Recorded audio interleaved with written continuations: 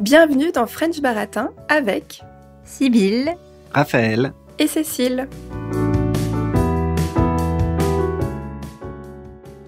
Les Françaises et les Français font de moins en moins d'enfants et ils les font de plus en plus tard. Cette baisse de la natalité fait peur et est très médiatisée en France.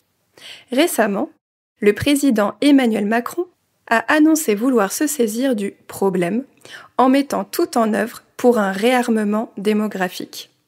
Cette expression guerrière m'a profondément mise en colère, mais surtout m'a fait peur. Comme si mon utérus ne m'appartenait plus, comme si j'avais un devoir à accomplir, comme si le choix n'était plus vraiment un choix. Je suis une femme, j'ai 32 ans, je suis en couple, je suis stable financièrement et j'adore les enfants. Pourtant, j'hésite à en avoir. Et comme je ne suis pas la seule, j'ai eu envie de creuser la question. Quelles sont les raisons qui poussent les Françaises et les Français à vouloir un enfant, à ne pas en vouloir ou à ne pas savoir? C'est la question du jour dans French Baratin.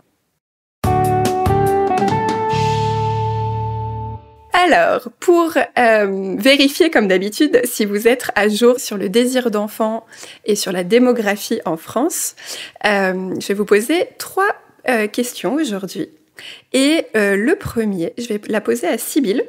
Quel est le nombre d'enfants par femme en France en 2023 ? Je pense qu'on est passé en dessous de la barre du renouvellement de la population qui est à 2,1. Donc je vais dire 1,9 enfants par femme en 2023. Eh bien, c'est encore pire que ça. Alors, on était bien... en 2013, on était effectivement à 2, donc le renouvellement était quasiment assuré. Et là, on est passé à 1,68 enfants par femme. Ah oui, ça a bien baissé. D'où ce buzz médiatique en France autour de cette question.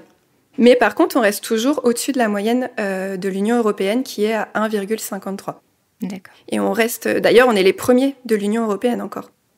Donc finalement, on n'est pas si mal en comparaison. Deuxième question, Raphaël. Quel est l'âge moyen du premier enfant pour une femme ? En France ? En France. Je veux dire 28 ans. Eh bien, on était à 29 ans en 94 et aujourd'hui, on est passé à 31 ans en 2023. Ok. Finalement, on voit que la courbe ne fait que augmenter en termes de l'âge moyen. Et Sibylle, pour notre historienne en chef, 3e question pour toi. Quelles sont les 3 dates clés en termes de contraception depuis 60 ans ? Je sais. Alors, la pilule a été autorisée par la loi Neuwirth en 1967. Tout à fait. L'avortement a été autorisé à la suite des combats, notamment de Simone Veil, mais en fait d'un très grand nombre de femmes en 1974. Et en revanche, je ne sais pas à quelle 3e date tu fais référence, en fait. Et bien, c'est ça qui est intéressant. Et c'est pour ça que je voulais la mettre dans ces 3 dates clés. C'est la date de 2001, où la stérilisation est autorisée en France pour les hommes et pour les femmes. Donc, la contraception définitive. Voilà. Et je trouvais que c'était intéressant de le rajouter, finalement. C'était interdit jusqu'ici. C'était interdit, ouais, tout à fait. D'accord. Et donc en 2001, ça a été autorisé et finalement, ça a été très peu médiatisé et c'est encore très peu présenté d'ailleurs dans les moyens de contraception pour que finalement les personnes ne soient pas si au courant de ce moyen de contraception qui en est un. Bon, bah, c'est pas mal, hein. On commence à bien connaître le sujet. Pour continuer, d'habitude, on partage nos expériences. Et aujourd'hui, on a décidé de faire un tout petit peu différemment. On s'est dit que vous aimeriez peut-être écouter d'autres Français sur le sujet. Donc, on est allé interroger des gens autour de nous pour leur demander s'ils avaient des enfants, sinon, est-ce qu'ils en voulaient, si oui ou non, pourquoi. Et ceux qui en avaient, si ils avaient rencontré des difficultés, si ça avait été facile d'en vouloir et s'ils en voulaient un deuxième. Et donc, on va commencer avec le témoignage d'une femme et je vous laisse écouter. J'ai 36 ans, je suis actuellement célibataire et sans enfant. J'ai eu quelques relations très longues dans ma vie et l'occasion d'avoir des enfants s'est présentée à ce moment-là dans ces relations. À ce moment-là, j'étais dans une vision assez égoïste. Je voulais vivre pour moi. Enfin, disons que je voyais que les mauvais côtés, pas les bons. Je me projetais pas du tout dans une vie de maman. J'avais pas envie de consacrer mon temps et mon énergie à un autre être que moi ou que les gens que j'aime qui étaient déjà là. Mais j'ai changé un peu mon regard. Je l'ai changé et aujourd'hui, je suis beaucoup plus indulgente et admirative par rapport aux mamans, certainement parce qu'il y a énormément de copines qui sont devenues mamans. J'ai vu la maternité sous un autre jour que je ne connaissais pas, à savoir que même si c'est très épuisant, c'est aussi très épanouissant. La présence d'un enfant, ça rend les parents vraiment très heureux, même si ça les vide aussi un peu de leur énergie. Et aujourd'hui, si je rencontrais la bonne personne, peut-être que je pourrais avoir envie de faire un enfant. C'est pas un besoin absolu, je serais pas malheureuse si je n'en fais pas. Mais je me dis que si la personne avec laquelle je fais ma vie en a envie et qu'on est assez solide ensemble, c'est un projet qui peut se construire. C'est dans cet état d'esprit que j'ai décidé de passer par une procédure de préservation d'ovocytes. En France, on peut le faire jusqu'à 37 ans, donc je suis à l'âge limite. Peut-être que je les utiliserai jamais, peut-être que je les utiliserai, je ne sais pas encore, mais je voulais me laisser cette option et être certaine dans 10 ans que si à ce moment-là je veux un enfant et que j'ai assez profité de ma vie seule et que je suis prête à consacrer du temps et de l'énergie pour un autre être, eh ben je pourrais encore le faire. Ok, donc voici le premier témoignage. Qu'est-ce que ça vous évoque ? Est-ce qu'il y a des choses qui vous ont marqué ? Alors, moi j'étais très frappée par le fait qu'elle souligne qu'elle était égoïste lorsqu'elle ne voulait pas d'enfant, parce que je trouve que malheureusement c'est souvent un reproche qu'on fait aux femmes qui ne veulent pas d'enfants, et c'est pas forcément vrai. Alors elle se le représente peut-être effectivement comme ça, qu'elle n'a pas fait d'enfant parce qu'elle était centrée sur elle-même, mais on peut, comme elle l'a aussi très bien dit, consacrer beaucoup de temps à d'autres personnes qui ne sont pas nos enfants, et finalement donner plus de son temps à autrui en n'étant pas parent que lorsqu'on est parent, et où justement l'enfant va prendre beaucoup de temps, ce qui est super pour l'enfant, mais pourrait aussi retirer du temps qu'on aurait pu consacrer à d'autres personnes. Donc moi, ça me gêne presque un petit peu cette idée d'associer égoïsme avec le fait de ne pas faire d'enfant. Moi, ce qui m'a frappé, c'était plutôt cette démarche justement d'aller conserver des ovocytes. Ouais, c'est intéressant. C'est chouette qu'elle puisse le faire. Ça, c'est super que ce soit rendu possible aujourd'hui. Et sur cette question du fait de préserver ses ovocytes, ce que je trouve intéressant et un petit peu dommage aussi dans la loi française, c'est qu'elle a changé récemment. Et en fait, il y a quelques années, quand on choisissait de donner ses ovocytes pour aider les femmes qui ne pouvaient pas utiliser les leurs, eh bien, on pouvait choisir d'en conserver quelques-uns pour soi, pour plus tard. Et aujourd'hui, c'est plus possible. Si on choisit de faire le don, c'est purement un don. Parce que maintenant, on a aussi la possibilité, justement, comme l'a fait la personne qui a témoigné, de congeler ses ovocytes pour soi. Mais donc, il faut faire un choix. C'est l'un ou l'autre. Et on ne peut pas être un petit peu poussé, en quelque sorte, vers cette démarche de faire un don en se disant quelques-uns vont pouvoir être gardés pour moi. Si on donne tout. Voilà. Et ça, c'est vrai que je trouve ça un petit peu dommage. Mais à l'inverse, ce qui est très positif avec ces nouvelles lois, c'est que avant, on ne pouvait pas conserver ses ovocytes gratuitement sans faire un don d'ovocytes. Et du coup, si on voulait préserver ses ovocytes, on était obligé de faire un don d'ovocytes. Et du coup, ça voulait dire que c'était pas tout à fait, en tout cas, un vrai choix, puisqu'on nous forçait là pour le coup. C'était même plus une incitation presque.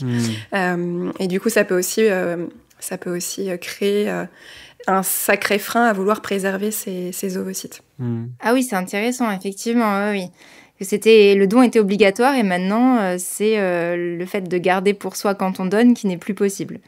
Tout à fait. Ouais. On ne pouvait pas tout faire. Ça, c'est la loi, elle veut jamais que tout soit possible. C'est dommage. C'est vrai que c'est dommage. J'avais pas eu vent effectivement de ce biais-là. C'est intéressant. Et bien justement, je voudrais quand même revenir sur la question d'égoïsme, et notamment, on parlait de la question de l'égoïsme qui s'appliquait particulièrement à la femme. Et pour ça, je vais vous faire écouter le témoignage, cette fois-ci, d'un homme. J'ai 37 ans, je suis pacsé et actuellement je n'ai pas d'enfant. Je ne compte pas en avoir pour le moment. Je ne ferme pas la porte à la possibilité d'en avoir un dans le futur, mais actuellement, je n'ai pas envie de changer mon mode de vie, ma qualité de vie, le fait de pouvoir faire mes activités quand j'en ai envie, le fait d'être, on va dire, libre, pas conditionné à devoir s'occuper de son enfant. Donc c'est pour ces raisons que je n'en veux pas pour le moment, en accord avec ma compagne qui, elle aussi, pour les mêmes raisons, n'en veut pas pour le moment. Et aussi dans le contexte actuel géopolitique, environnemental, je ne trouve que c'est pas les meilleures conditions pour se porter dans le futur avec un enfant.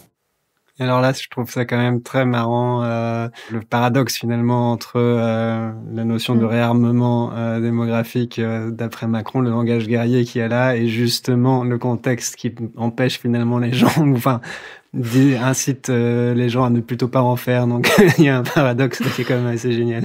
Ouais, c'est vrai en plus. Ouais. C'est faites des enfants, mais on vous donne pas les bonnes conditions pour en faire. Enfin, il y a un côté.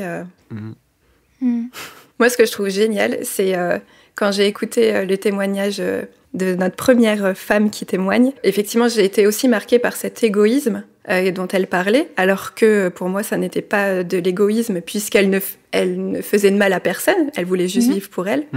Et en écoutant ce deuxième témoignage, qui est un homme, alors c'est peut-être une pure coïncidence, mais je n'ai pas eu cette impression qu'il faisait quelque chose de mal en ne voulant pas faire d'enfant. Il avait juste envie de vivre comme ça et il avait l'air d'être bien avec ce choix, sans se juger et se donner une image de « je ne suis pas quelqu'un de bien ». Mais après, ça c'est vraiment lié sûrement à l'image, entre guillemets, presque la fonction qu'on attribue à un sexe et à l'autre, quoi. La femme est nécessairement celle qui va avoir des enfants, et donc toute cette charge lui retombe dessus de manière quasiment obligatoire, alors que l'homme est libre de faire ce qu'il veut quand il veut, et il a toujours été aussi. C'est beaucoup plus facile pour un homme de dire « oh, non, moi je veux pas d'enfant, c'est pas mon truc ». Alors que les femmes se font immédiatement quoi, tu veux pas d'enfant? Alors, en Allemagne, il y a un terme ça veut dire, ça se dit Rabenmutter, c'est un mot qui veut dire la mère corbeau. Et ce sont les mamans qui ne s'occuperaient, entre guillemets, pas bien de leurs enfants parce qu'elles accordent la priorité à leur travail, à leurs activités, etc., etc. Donc là aussi, ça illustre quand même une forme d'égoïsme, même si là, pour le coup, elles ont des enfants, mais voilà. Oui, l'idée que la mère n'a pas le droit, justement, de faire autre chose que d'avoir des enfants, et une femme n'a pas le droit d'être autre chose qu'une mère. Et le côté très femme sacrificielle, comme tu disais tout à l'heure, Sybille, on doit se dédier corps et âme à quelqu'un d'autre que nous, alors que potentiellement, on a aussi envie de kiffer, quoi. Il n'y a pas que les mecs... De kiffer la vie. Non, mais... et un peu... D'ailleurs, ce qui m'a marqué dans le premier témoignage, c'est aussi ce côté... je vais kiffer ma vie pendant un certain temps, mais après, peut-être quand même, si je rencontre la bonne personne, du coup, je ferai ce projet-là. Comme si le devoir rattrapait finalement, parce qu'il y a aussi cette question d'horloge biologique potentielle. Oui. C'est ce que j'allais dire, oui, il y a quand même la ménopause, entre guillemets, qui menace un petit peu et qui met la pression. Ça, c'est encore une pression supplémentaire. Ouais. Justement, sur l'horloge biologique, ça tombe bien, puisque on va en parler dans ce troisième témoignage. Tu me demandais si je voulais des enfants. Et je te réponds que c'est une très bonne question. Il y a quelques années, même l'année dernière, même il y a quelques mois, je t'aurais dit jamais. Puis le temps passe, l'amour arrive, le bonheur s'installe et les 30 ans frappent à ta porte et les idées commencent à se bousculer. D'après moi, dans la vie, tu as un déclic qui commence à te faire changer d'opinion sur des choses sur lesquelles tu ne pensais jamais revenir. Mon conjoint est tombé malade, comme tu le sais, du jour au lendemain. Il a été hospitalisé et maintenant, il est totalement tiré d'affaire après 8 mois de mésaventure médicale. Depuis cette histoire, on prend plus de temps pour nous, on a appris à se poser et un jour, on se dit « pourquoi pas ». Mais à côté de ce « pourquoi pas », nous subissons une pression sociale quotidienne sur les enfants. Tu as les parents qui veulent devenir grands-parents, les amis qui veulent des copains pour leurs enfants et même le président s'y met. Puis tu commences à faire les comptes, mais pas qu'en argent, en temps aussi, tu comptes. Ok, on travaille entre 40 et 45 heures par semaine, qu'est-ce qu'il reste comme temps à offrir à un petit être? Après, financièrement, tu te poses des questions. Est-ce que notre train-train quotidien va être amené à changer ou pas? Tu sais pas. Puis la société, tu te poses des questions sur la scolarité, ok, mais que le privé, parce que le public, tu sais que ça craint en ce moment. Ensuite, tu donnes toute ton énergie à une belle éducation, enfin qui te paraît belle à toi, et après, ton enfant, lui, change totalement d'idée et est totalement différent. Ça fait aussi peur. Et puis t'as la petite voix de ta patronne qui résonne, comme quoi c'est bien que tu veuilles pas d'enfant parce que ça arrange l'entreprise, quoi. Donc, je ne sais pas. Parfois, je vois une mère et son enfant dans la rue et je me dis hop, pourquoi pas. Et 2 minutes après, la réalité organisationnelle me rattrape. Je me dis j'ai mes 2 petits chiens, c'est déjà bien. Et je pense à ma collègue qui hurlerait à savoir que j'ose les comparer à des enfants. Donc aujourd'hui, avec mon conjoint, j'ai envie de te dire qu'on se laisse encore 1 an pour finir la maison, peut-être préparer un magnifique terrain de jeu, une bulle sécurisée, un univers privilégié pour peut-être un jour un petit être. Pour finir, je te réponds du coup oui et non. La seule chose qui est sûre, c'est que si c'est oui, c'est 1. Alors, est-ce que l'horloge biologique... Ouais. Oh, il y a énormément de choses. Moi, ce qui m'a vraiment marqué dans son témoignage, c'est la pression qu'on subit de toutes parts quand on ne sait pas, quand on se pose des questions, parce qu'effectivement, à 30 ans, en plus, on nous pose souvent la question. C'est cette pression qui commence à arriver de toutes parts, et en plus, cette... pression qui peut être un peu contradictoire, encore une fois.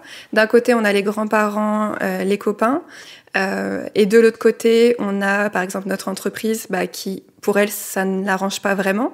Et après, en plus, comment réussir à savoir ce qu'on veut, en fait, quand tout le monde nous dit ce qu'eux veulent. Et c'est ça que je trouve très perturbant.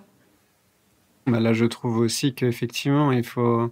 Enfin, c'est vrai que c'est difficile, hein, mais... se poser et réfléchir vraiment à ce qu'on veut soi, quoi, parce que on va être le seul finalement à devoir gérer l'enfant réellement pendant 25 ans, voire plus. Non, j'exagère peut-être, mais ce sera certainement pas les cousins ou les tantes, les oncles qui vont s'en occuper, ou alors de temps en temps le temps d'un week-end et ils auront les meilleurs moments. Donc ça, c'est vraiment un truc qui doit être réfléchi, quoi. Et pour soi, enfin faut vraiment se mettre un peu dans son coin et y réfléchir à 2 de préférence, évidemment. Et être égoïste, du coup. Et être d'abord égoïste, penser à soi. voilà, c'est ça, être égoïste, mais là encore, sans porter ce jugement de valeur qui serait que l'égoïsme serait forcément mal, parce que c'est même pas nécessairement de l'égoïsme, d'ailleurs, c'est tout simplement penser à ce qu'on veut soi. Enfin, je veux dire, c'est quand même important dans la vie de savoir ce qu'on veut et ce qu'on veut pas. Si on veut pas, on veut pas. On va pas se forcer. Oui. D'ailleurs, pardon. Oui, effectivement, quand je parlais d'égoïsme, et finalement, c'est pas le sens que je voulais lui donner. C'est encore une fois, quand on ne veut pas d'enfant, on fait mal à personne. Ça n'a pas d'impact. Après, il y a la question effectivement de est-ce que notre espèce va disparaître si on ne fait pas d'enfant, mais pour le moment, on n'en est pas encore. Oui, mais là, c'est là où cette idée de réarmement démographique est quand même très problématique, parce que ça n'a absolument rien à voir avec le renouvellement de l'espèce qui est en train de très bien se renouveler toute seule, tranquille, en Inde et en Chine, et dans les pays africains. Il n'y a pas de souci à ce niveau-là. Si on regarde l'espèce dans son ensemble. Donc, alors évidemment, ça soulève ces histoires d'immigration, etc. Et c'est là où, du coup, on parle de réarmement et de je ne sais quoi, mais c'est un peu absurde, quoi. Mais ça fait le lien, ce que tu dis, avec un autre aspect que j'ai trouvé très intéressant dans son témoignage.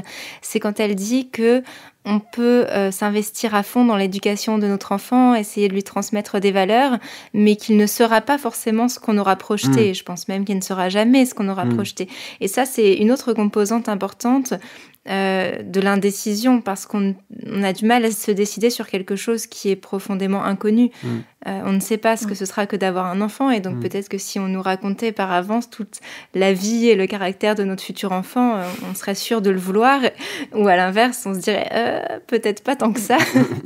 Et je trouve que ça rejoint cette idée, parce que finalement, cette idée de réarmement démographique, c'est une sorte de projection complètement utopique et je trouve très nocive, mais d'une reproduction d'un peuple qu'on considérerait meilleur et dont on pense qu'il peut se reproduire comme ça pour transmettre certaines valeurs. Mais en réalité, on ne sait pas si les enfants français faits par des bons Français seront des meilleures personnes, et je ne pense pas que les enfants qui viendraient vivre dans notre pays sans y être nés.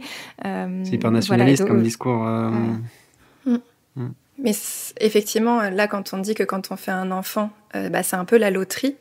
C'est toute la beauté, d'ailleurs, finalement, certainement de cette aventure, et tout le stress, enfin, en tout cas, chez moi, personnellement, là, je parle en mon nom, tout le stress que ça peut générer.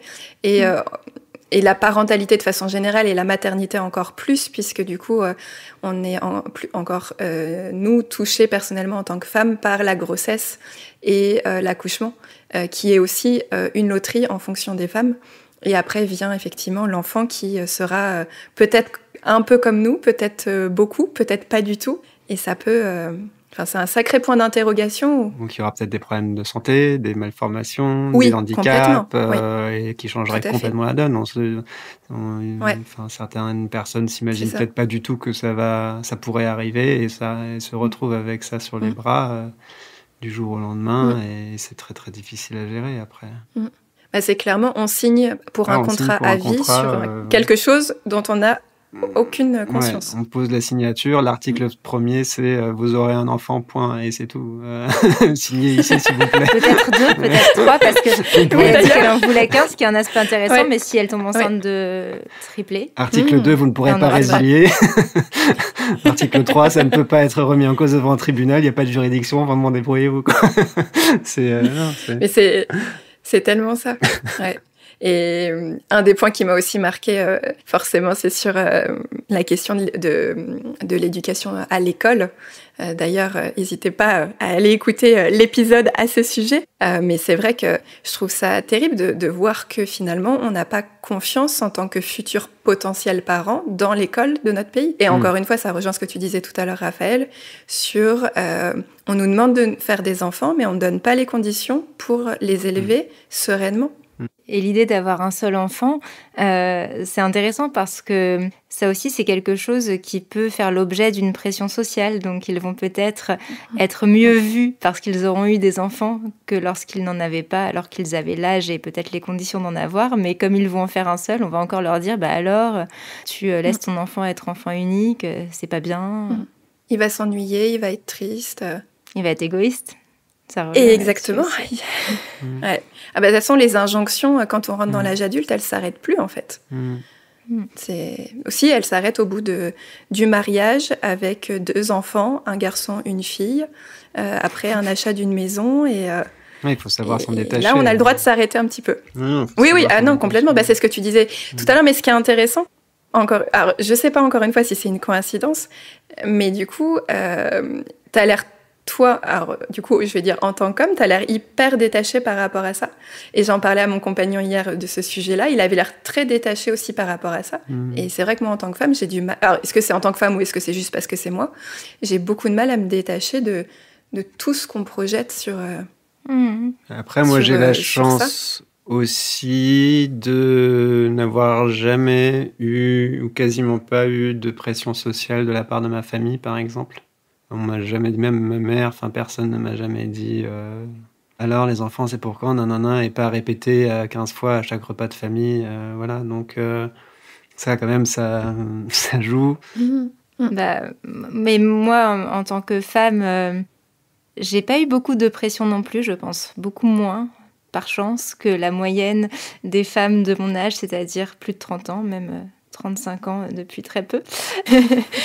Qui n'ont pas d'enfants.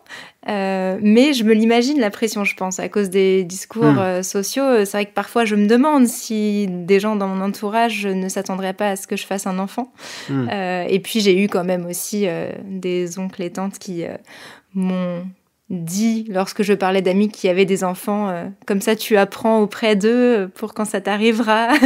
Et j'en ai parlé à mon papa qui m'a dit... S'ils te demandent si tu fais des enfants, tu leur diras que vous vous entraînez. Sous-entendu, on s'entraîne à comment apprendre à les faire. Enfin, vous voyez ce que je veux dire. Pour le moment, on n'a pas trouvé comment ça marche exactement, mais on essaye. Et on va essayer longtemps, parce que c'est quand même assez cool. C'est ça. Les gens les moins doués de la planète. Okay. Donc j'ai trouvé ça gentil justement de la part de mon papa de me fournir une réponse ironique, parce que finalement ça voulait dire qu'il me soutenait dans le fait que j'avais le droit de pas avoir d'enfant même si j'avais 35 ans. Ah, c'est cool.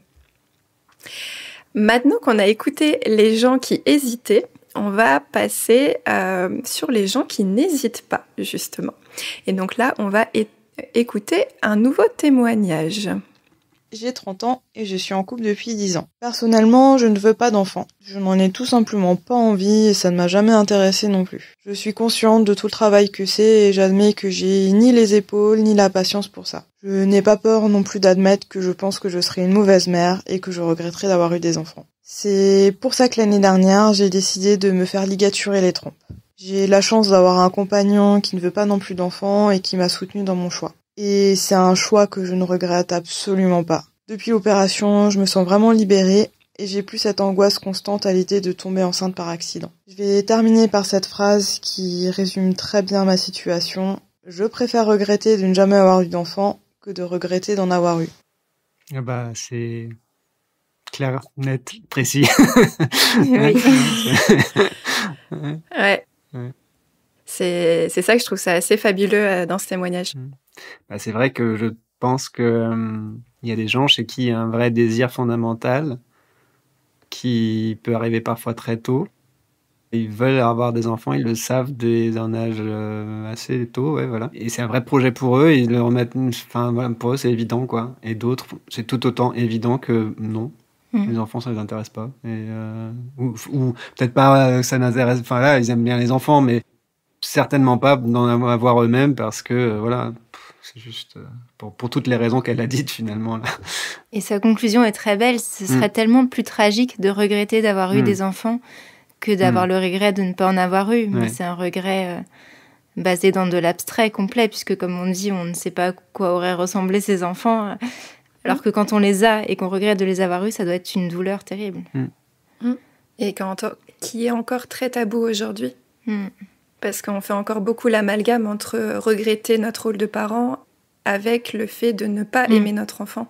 Alors que c'est deux choses qui n'ont rien à voir. Et je trouve ça terrible, la diabolisation des femmes, justement, qui disent regretter le fait d'être mère, parce qu'effectivement, ça n'a rien à voir. Mais moi, ce que je trouve fou avec ce témoignage, c'est que naturellement, en plus parce que je connais cette personne, c'est quand on a une personne extraordinaire, on a envie de lui dire « Mais non, tu seras une bonne mère ». En fait, c'est un peu le réflexe, on a envie de dire « Mais pourquoi ?» Et alors que qui on est pour juger, qui on est pour dire « Mais non, tu seras une bonne mère ». Comme si, du coup, comme si c'était presque un manque de confiance, alors que la personne, elle n'a pas du tout de manque de confiance, c'est juste, elle sait. Et je trouve que souvent, moi, je l'ai vécu à titre personnel où les gens me disent mais non, tu vas adorer ça, mais non, tu seras très bien, mais non, machin. Et en fait, on sait pas. Encore une fois, c'est encore un grand point d'interrogation et c'est une sacrée aventure. Et est-ce que on n'est pas tous à avoir envie de la vivre ? Oui, je trouve que souvent ce que je me dis, c'est que avoir des enfants, c'est quand même une activité très particulière, en quelque sorte, et ça prend beaucoup de temps. Et je comprends pas pourquoi cette activité très particulière-là, contrairement à d'autres comme faire de l'escalade ou faire du bateau, ou faire un certain type de travail, eh bien celle-là, elle serait universelle. On aurait tous les mêmes goûts et tous les mêmes envies. Alors que dans tous les autres domaines, on a le droit d'être différent. C'est vrai. Mais là, il y a le fait que ce n'est que depuis très récemment qu'on a vraiment le choix. Avec l'arrivée de la contraception, etc. Avant, c'était une évidence que si on avait des enfants parce que c'était comme ça. Sauf qu'on n'en avait pas parce que la nature, entre guillemets, elle faisait en sorte que non. Mais voilà. Oui, et donc ces questions de pression n'existaient pas. Mais du coup, c'était plus la même chose qu'avoir un grand nez ou des yeux bleus. C'est des choses qui arrivaient et là, on ne se posait pas de questions. Et c'était une activité universelle pour... Par contre, ce qu'on voit quand on lit les témoignages de personnes justement qui souhaitent prendre une contraception définitive, c'est que ça, en France encore aujourd'hui, même si c'est légal depuis 2001, c'est que ça peut être un véritable parcours du combattant pour justement obtenir ce droit, puisque les médecins, avec la clause de conscience qui leur permet de refuser de faire cet acte-là, peuvent, entre guillemets, mettre des bâtons dans les roues. Et il y a des femmes qui, du coup, ça va leur... elles vont mettre plusieurs années à réussir à trouver un médecin qui accepte et qui va leur demander, alors que c'est pas du tout légal, leur demander un bilan psychiatrique ou psychologique pour montrer que ce n'est pas une déviance, que ce n'est pas un trouble. On associe aussi beaucoup le fait parfois de ne pas vouloir d'enfants parce que on a eu des problèmes dans notre enfance. Or, c'est pas toujours le cas. Et du coup, c'est quelque chose qui est encore très diabolisé.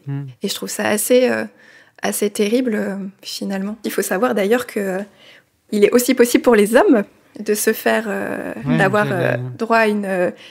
J'allais venir justement, je me dis, voilà, une stérilisation.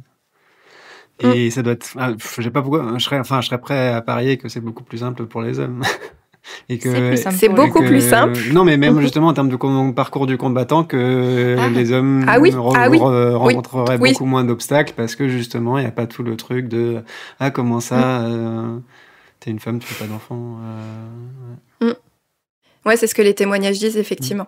Que on demande à un homme s'il veut des enfants, on lui demande s'il est sûr, et puis on lui dit « Ok, vous avez 4 mois », puisqu'il y a un délai légal de 4 mois en France de réflexion.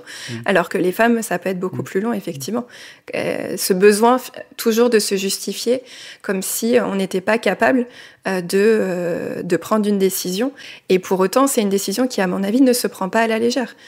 Et ça, c'est intéressant aussi de préciser quand même qu'en France, on a particulièrement peu de personnes qui se font stériliser. J'avais lu que dans d'autres pays, en Asie, mais aussi les États-Unis, le recours à la stérilisation est plus fréquent quand même, que ce soit homme ou femme. Oui. Et on a particulièrement un tabou autour de ça en France, peut-être parce qu'on a vraiment ce discours autour de notre fécondité qui était si belle et si dynamique qu'il ne faudrait pas aller contre ça. Tout à fait. Complètement. Et maintenant, je vous propose d'aller écouter quelqu'un qui sait aussi ce qu'elle veut, mais plutôt dans l'autre sens. Je n'ai pas d'enfants, mais j'aimerais en avoir. J'ai toujours su que je voulais avoir des enfants. Pour moi, c'était un peu une évidence depuis que j'ai l'âge de me poser la question, on va dire vers 12-13 ans, même si j'en voulais pas tout de suite. Et à l'époque, j'en voulais même une douzaine. Alors aujourd'hui, j'en veux beaucoup moins. Je pense que 2, ce sera déjà pas mal de travail. Donc j'ai toujours su que je voulais avoir des enfants.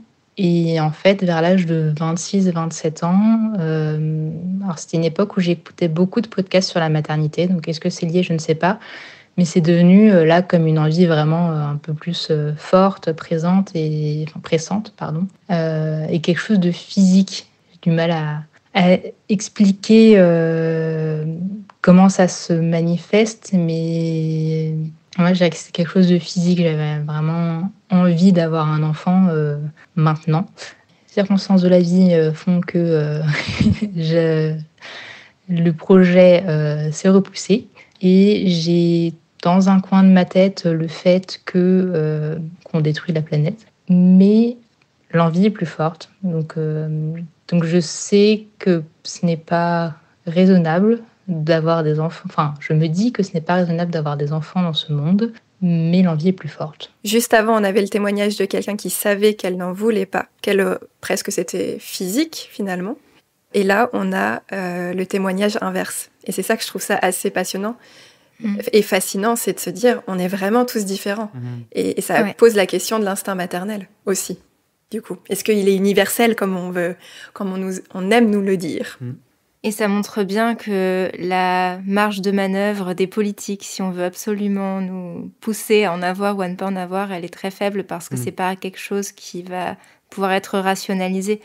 On en veut profondément pas ou on en veut profondément oui, même lorsqu'on pense que ce serait pas une bonne idée. Et c'est super intéressant son témoignage parce que pour elle, ce qui est égoïste, c'est d'en faire, mais elle veut le faire quand même. Ouais. C'est ça que je trouve génial. Ouais. Qui fait écho au premier témoignage de tout à l'heure. Oui, je pense que la seule vraie marge de manœuvre qu'ont les politiques là-dessus, c'est justement... au final, ça reste surtout au niveau du discours, quoi. D'où des mots aussi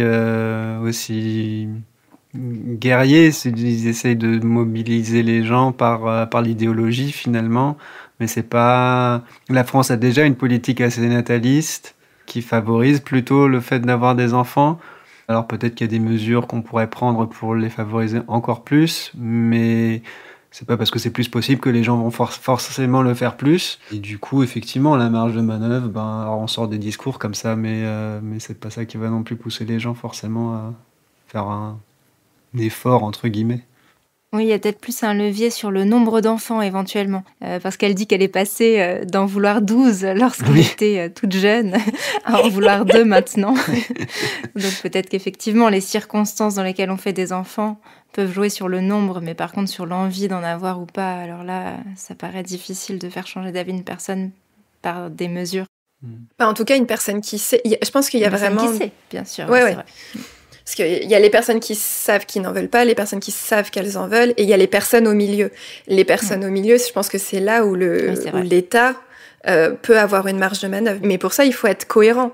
C'est que, ok, on peut, comme tu dis, Raph, proposer des mesures qui sont effectivement pronatalistes, mais à côté, il faut offrir, comme on le disait tout à l'heure, un système d'éducation qui soit satisfaisant. Il faut que les gens n'aient pas peur on va tous mourir parce que on va avoir des guerres liées à l'eau. Et puis il y a aussi le fait que les gens aujourd'hui, dans nos entourages proches, des personnes qui galèrent à trouver une solution de garde.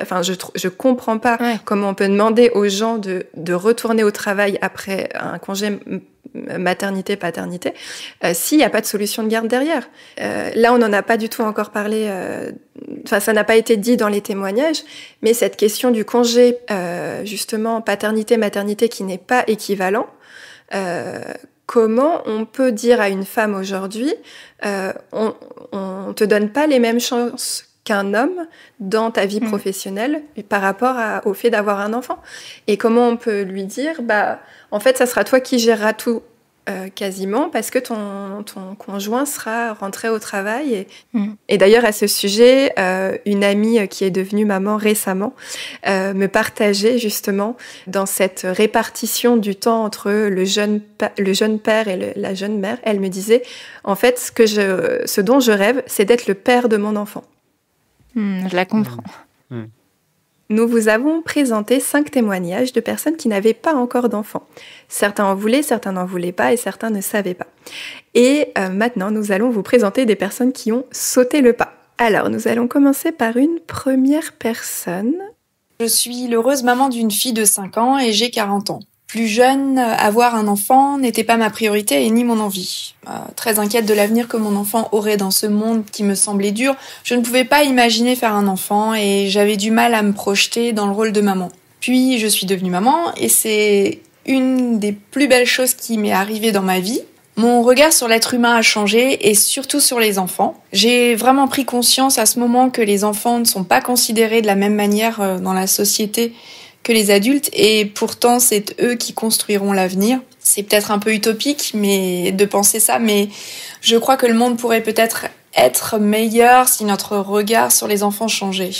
Ma fille va vivre dans ce monde que je considère de plus en plus dur, mais il l'a toujours été et j'essaye de faire de mon mieux pour qu'elle s'y sente bien et qu'elle puisse profiter de vivre sa vie en étant heureuse tout en respectant ceux qui l'entourent. Et je sais que ça ne va pas être facile, mais au moins j'essaye. Aujourd'hui, je suis très heureuse de ma situation familiale et nous ne souhaitons pas avoir un second enfant. C'est chouette d'avoir un témoignage de quelqu'un qui est content, en tout cas, de cette situation, qui a donc fait le bon choix pour elle. Et ça montre aussi qu'on peut changer d'avis et que ça se passe bien. Mais il faut simplement pas que ce changement d'avis il soit dicté par des personnes extérieures. Mais c'est chouette aussi que sa propre décision puisse évoluer et que tout se passe bien comme ça a l'air d'être le cas pour cette personne. Et puis on voit chez elle aussi une certaine humilité par rapport à l'éducation de son enfant, j'ai l'impression. Enfin, elle dit qu'elle va faire ce qu'elle peut pour que sa fille réussisse à avoir une bonne vie dans ce monde, voilà. mais on a l'impression en tout cas qu'elle n'a pas d'attente particulière ou d'injonction, enfin de choses comme ça, ou de projection sur l'enfant qui serait irréaliste. Enfin, après, évidemment, je la connais pas, mais en tout cas, c'est l'impression que ça donne. Ouais, ce que je trouvais intéressant, effectivement, c'est il y a énormément de personnes là dans les témoignages qui ont parlé de la situation du monde dans lequel on vit et qui fait peur. Et effectivement, je trouve ça, c'est comme un message presque d'espoir de dire aux personnes qui hésitent à avoir des enfants, de dire on fera de notre mieux. Et de toute façon, on ne sait pas de quoi l'avenir sera fait. C'est vrai. Il y a quelques dizaines d'années en France, on vivait des guerres en France et pour autant, heureusement, effectivement, qu'on ne s'est pas arrêté de faire des enfants. Et la situation s'est améliorée après les guerres et là, maintenant, de nouveau, on est dans une situation, on va dire, compliquée. Mais je trouve ça beau de se dire, c'est encore la question du point d'interrogation de la parentalité, c'est on ne sait pas ce que l'avenir va être, on ne sait pas ce que sera notre enfant, et on y va quand même, et on verra, et on fera au mieux, et on s'adaptera, parce que je pense que c'est là, pour le coup, c'est vraiment une de nos grandes qualités en tant qu'être humain, c'est notre capacité d'adaptation, et je pense que s'il n'y a pas d'espoir, on serait plus là. Donc, je pense que naturellement, on espère. C'est ça, mais je pense qu'on est naturellement, on espère, oui, c'est ça. Alors, maintenant, nous allons nous intéresser à une personne qui nous raconte les difficultés liées à la maternité. À la question de quelles sont les difficultés rencontrées depuis que j'ai eu un enfant, moi je dirais qu'il y en a plusieurs forcément. D'une part, le changement de gestion de son temps personnel. On a moins de temps pour soi. Et on a surtout besoin de constamment organiser son temps pour faire des choses parce que on doit garder l'enfant ou s'organiser pour faire garder l'enfant. Donc ça, c'est une difficulté dont j'avais conscience et que j'ai préparé aussi. Et je pense que c'est pas finalement ce qui est le plus dur puisque je m'y étais préparée. Une autre difficulté, je dirais, c'est peut-être pour le couple où on se prépare évidemment en se disant qu'il faut maintenir ensuite une vie de couple, une intimité, des sorties, etc. Mais dans les faits, ce qui est assez difficile, c'est que ces relations de couple se redéfinissent en fait parce que tu deviens parent et le manque de sommeil, le fait que de devenir gestionnaire en fait d'une vie, de devoir réorganiser toute ta vie, tout ton temps, fait que très vite tu peux te laisser embarquer dans un rapport très comptable au temps et à la vie de famille. Et ne plus avoir de temps à deux, ne plus faire l'effort, parce que ça demande en fait un effort d'organisation, de sortir à deux et donc peut-être se perdre un peu en tant que couple. Voilà pour peut-être les deux principales difficultés. Bon, la troisième évidemment c'est le sommeil, mais le sommeil, on a beau s'y préparer, on ne se rend pas forcément compte de ce que ça peut être l'impact du manque de sommeil sur la vie personnelle, intime, tout en fait, et à quel point le manque de sommeil nous rend de mauvaise humeur, fragiles, sensibles. Donc c'est sans doute celle-là d'ailleurs, la plus grosse difficulté, c'est le manque de sommeil.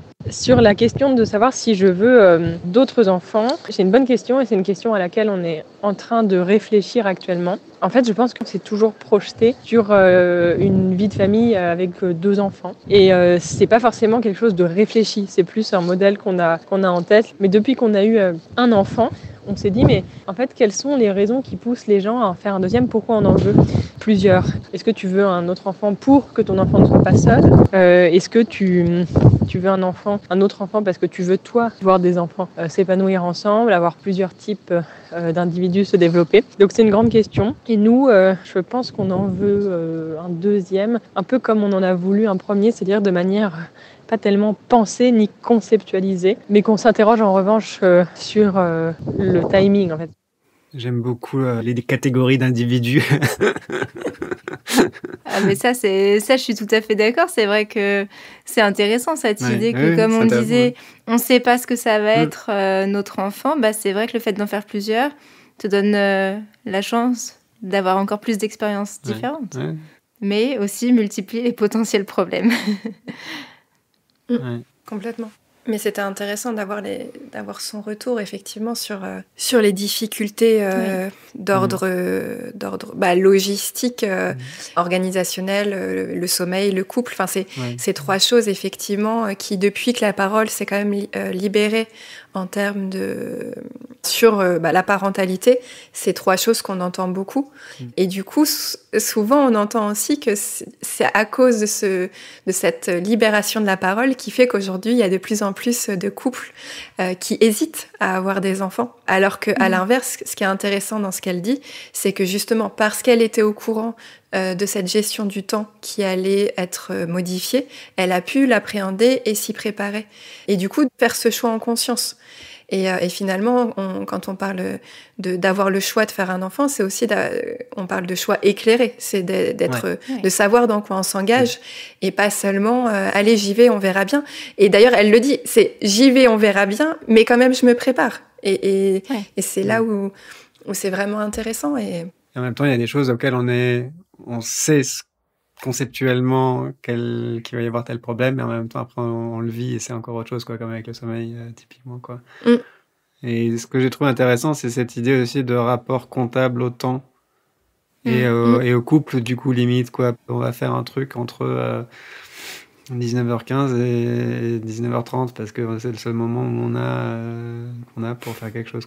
Ça enlève toute spontanéité pour le coup. Oui, je trouve ça intéressant aussi cette idée que ça redéfinit le couple parce que ça devient le père de ton enfant, la mère de ton enfant. Ouais. C'est vrai que ça, c'est, à mon avis, pour moi, certainement un gros frein parce que quand t'es heureux en couple, t'as pas envie que ce soit brisé et t'as peur de ça. Et ça sera peut-être pas brisé, mais ça sera différent. Les choses seront plus comme avant. La relation sera plus aussi exclusive qu'elle peut l'être dans un couple qui fonctionne bien. Ouais, c'est aussi un de mes freins personnels. Je rejoins ça. Eh bien, pour finir, nous allons écouter un dernier témoignage. Cette fois-ci, ce n'est pas un jeune parent, puisqu'il a des grands-enfants, mais je trouvais intéressant d'écouter son témoignage, justement pour savoir si il y a 20 ans, est-ce que le désir d'enfant était un petit peu différent de celui d'aujourd'hui ? J'ai 48 ans, j'ai 2 filles, une de 20 et une de 16 ans. Durant mon enfance, j'ai toujours rêvé d'avoir une maison, une famille, des enfants nombreux. Le jour où je suis arrivé en âge d'avoir des enfants, j'étais en couple avec une fille qui sera plus tard ma femme, pour laquelle j'ai divorcé depuis. Mais elle voulait avoir des enfants. Et moi, je me sentais pas prêt. Mais vraiment, je freinais un peu des cas de fer. Et elle avait vraiment envie d'avoir des enfants. Et puis un jour, un de ses oncles m'a dit « Mais si t'attends d'être prêt, tu le seras jamais. Donc vas-y, fonce ». Ma situation était plutôt correcte. J'avais un boulot, un toit... rien ne m'empêchait d'avoir des enfants et donc je me suis lancé dans cette aventure. C'était une belle aventure, j'ai beaucoup de bons souvenirs, très peu de mauvais. Et mes filles, elles sont tellement formidables, j'ai peu de problèmes avec elles, qu'en fait, je regrette pas du tout. C'est une des choses les plus merveilleuses que j'ai eues. Enfin, ça amène des aventures extraordinaires. Ça a été une vie de père facile, quoi. Maintenant, connaissant tous les problèmes qu'il y a, le climat en premier, les guerres en deuxième, la montée du nationalisme. Si j'étais en 2024 en jeune âge, je me poserais la question de savoir si je ferais des enfants, encore une fois. Je me poserais beaucoup de questions. Mais ça veut pas dire que je n'en ferais pas, mais je me poserais beaucoup de questions. Je trouve très intéressant que tu aies trouvé quelqu'un pour témoigner avec ce recul. Et je trouve son témoignage, encore une fois, très beau, parce que c'est quelqu'un qui est heureux du choix qu'il a même pas tant fait que ça, finalement, du choix vers lequel il a été poussé, finalement, par sa femme, qui a eu une très belle expérience. Et donc, c'est d'autant plus intéressant qu'il dise qu'aujourd'hui, il ferait peut-être pas d'enfant. Ça veut dire que pour lui, les circonstances ont changé et qu'aujourd'hui, c'est encore plus légitime, peut-être, de ne pas en faire à cause du contexte dans lequel on craint qu'ils grandissent. Mais comme tu disais, rien n'est jamais sûr, et on dit aussi le pire n'est jamais sûr.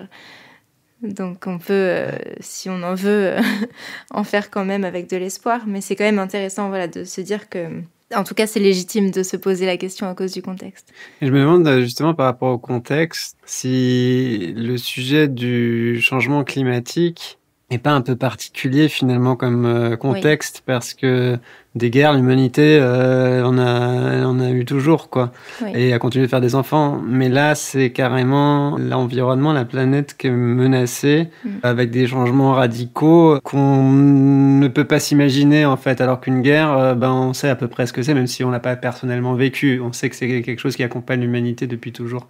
Et donc, du coup, je pense que ça impacte les gens peut-être de manière plus forte encore que les guerres. Justement, il a dit le changement climatique d'abord, la guerre en deuxième, dans sa manière de le présenter. Donc, il y a peut-être un truc là.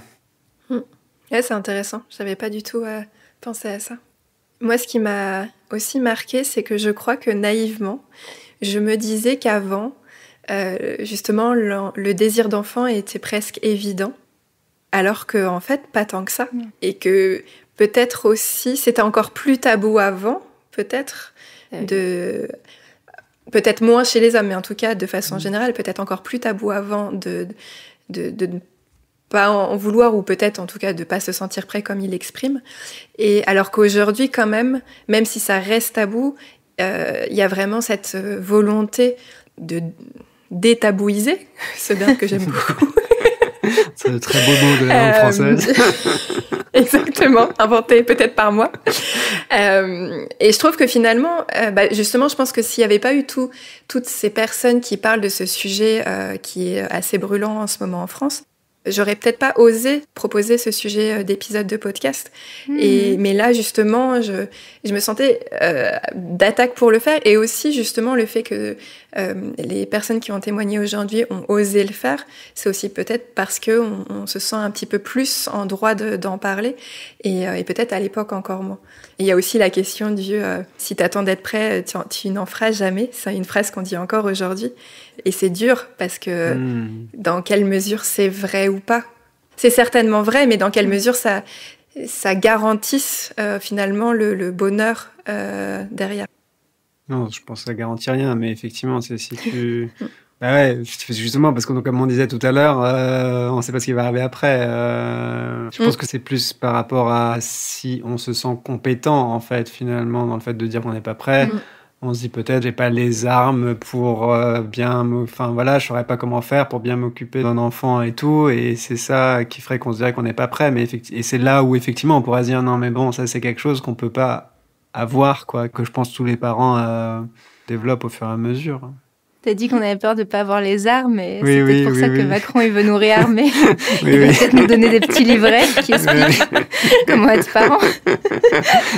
Ça va être la prochaine étape.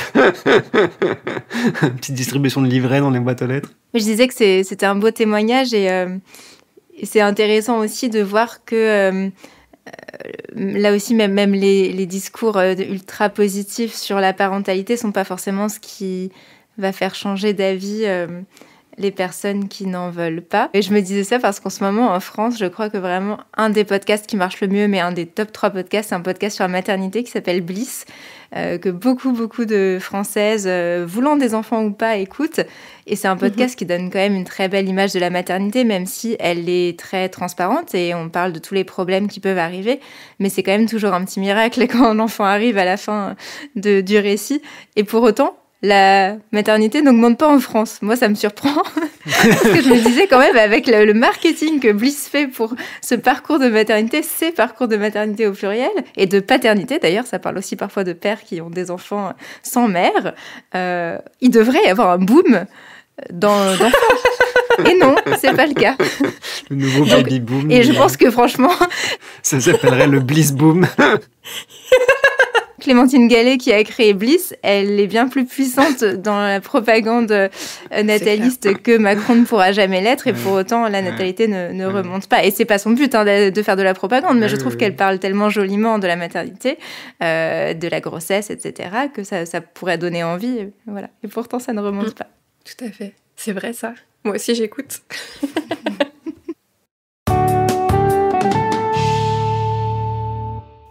Nous vous avons donc présenté 8 témoignages, 8 Françaises et Français qui ont parlé de leur désir d'enfant et ou de leur enfant qui est né. Et nous vous proposons avec Raphaël et Sybille de nous retrouver en bonus sur Patreon pour parler de nos propres désirs d'enfant ou pas. Et je voulais simplement faire un petit mot de conclusion avec notre traditionnel de quoi on rêve. Est-ce que Sybille, tu veux commencer ?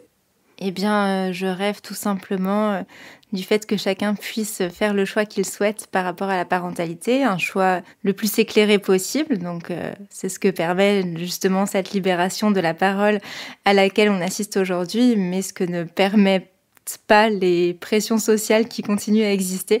Voilà, donc que chacun puisse choisir librement. Éventuellement, que les lois aident à devenir parents ceux qui ne le peuvent pas pour des raisons de santé, tout simplement. Voilà, parce qu'ils ont des obstacles, mais pas que le cadre politique rajoute une pression supplémentaire sur nos vies. Et toi, Raphaël ? Alors, ça va rejoindre un tout petit peu ce que vient de dire Sybille, mais que les gens puissent justement avoir la liberté de se concentrer sur leur envie personnelle, d'enfant ou pas, et que les injonctions de l'environnement diminuent d'une certaine façon. Qu'il y ait moins de discours, qu'on arrête de poser la question tout le temps à 30 ans, alors est-ce que tu auras des enfants, etc. Qu'on laisse les gens tranquilles et tranquillement faire leur choix. Voilà. Et toi, Cécile ? Alors moi, je rêve d'un monde où la parentalité est effectivement un vrai choix, où on est des rôles modèles pour les gens qui n'en veulent pas, pour qu'on puisse aussi s'imaginer qu'une vie réussie, ça peut être aussi une vie sans enfants. Mais aussi pour ceux qui en veulent, qu'on les accompagne et qu'on leur donne la société dont ils ont envie pour accueillir leurs enfants. Et qu'on s'occupe de ces enfants aussi. Pas juste des parents, mais aussi des enfants. Et que ça ne soit plus un tabou d'en parler, qu'on puisse en parler plus librement avec nos proches, mais pas que. Et qu'on n'ait pas peur justement d'être jugé sur ces discussions-là. Et du coup, c'est l'occasion de remercier tous ceux qui ont témoigné, parce que c'est pas un exercice facile tant dans le fait de participer à un épisode de podcast, mais aussi surtout sur le sujet. On dit souvent que l'intime est politique. Je pense que peut-être aujourd'hui, on l'a bien vu. Et j'espère que par cet épisode, justement, la parole a pu un petit peu se libérer. Comme à mon habitude aussi, j'ai aussi envie de remercier les personnes qui m'ont inspiré ce sujet de podcast, qui m'ont permis justement d'avoir envie de parler de ça et qui m'ont donné presque le courage de m'y atteler avec Raphaël et Sybille aujourd'hui. Notamment Bettina Zorli qui vient d'écrire un livre qui s'appelle « Le temps du choix » sur du coup la maternité, mais aussi l'autrice Astrid Hureau-Deligny qui a écrit le livre sur le regret maternel, un des premiers livres justement qui aborde cette question. Mais aussi d'autres personnes comme Natacha Tourabi qui a un blog Éco-Vert et qui parle beaucoup de parentalité. Un compte Instagram, Devenir mère ou pas, qui propose les deux alternatives, justement. Et tu parlais de Bliss tout à l'heure, je voulais aussi faire référence, effectivement, parce que ça montre une pluralité, comme tu disais, des possibles, tout simplement. Pour ceux qui veulent aller plus loin avec nous, n'hésitez pas du coup à nous rejoindre sur Patreon pour recevoir la transcription complète de cet épisode et recevoir des activités et des témoignages en exclusivité. N'hésitez pas non plus à nous envoyer votre témoignage si vous le souhaitez sur notre compte Instagram ou via notre site internet. Et si vous aimez French Baratin, parlez-en à vos amis qui apprennent le français, donnez votre avis sur Apple Podcast et surtout, merci pour votre soutien et à bientôt dans French Baratin. À bientôt.